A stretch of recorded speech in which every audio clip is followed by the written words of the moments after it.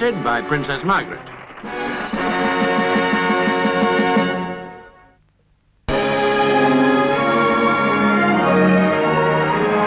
More than 1 million people lined the route from Kennedy Airport to New York City to greet Pope Paul when he arrived to make his appeal for peace to the United Nations.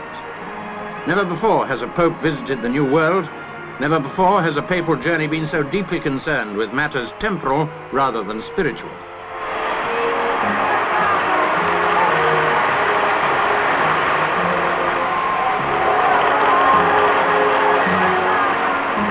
In New York City, which has a greater Catholic population than Rome itself, crowds broke through the barriers to get a glimpse of the Supreme Pontiff.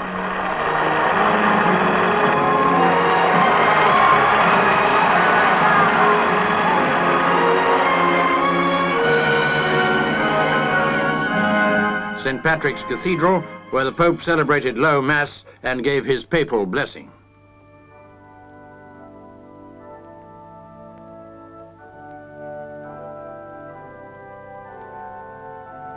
Climax of his packed 14 hours on American soil was his speech to the United Nations.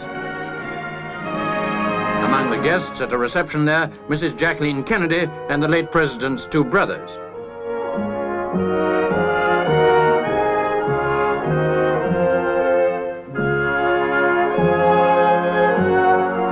The Pope had come to the United Nations at the invitation of Secretary General U Thant.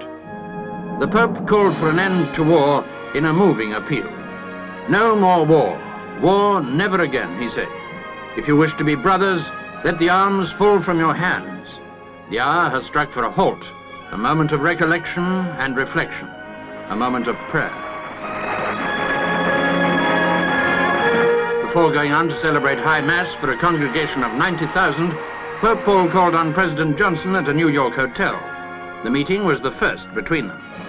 It took place only 24 hours before the president announced he was to undergo his operation. The Pope's mission, said President Johnson, may well be just what the world needs to get us thinking. A